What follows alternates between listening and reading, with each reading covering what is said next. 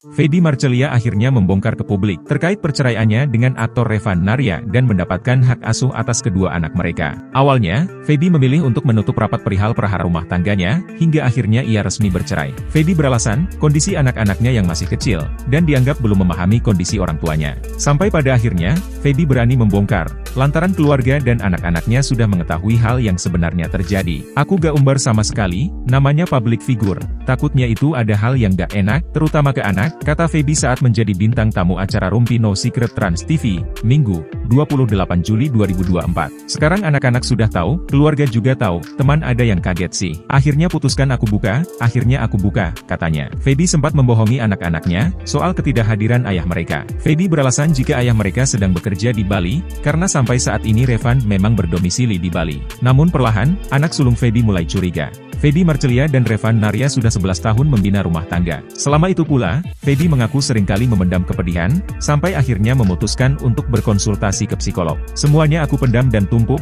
aku sampai ke psikolog, aku terlalu stres, vertigo dan asam lambung, kata Feby. Kini, setelah resmi bercerai dari Revan Narya, Feby Marcelia mengakui jika hidupnya jauh lebih santai. Ia hanya akan fokus memikirkan nasib anak-anaknya yang kini dalam pengasuhannya.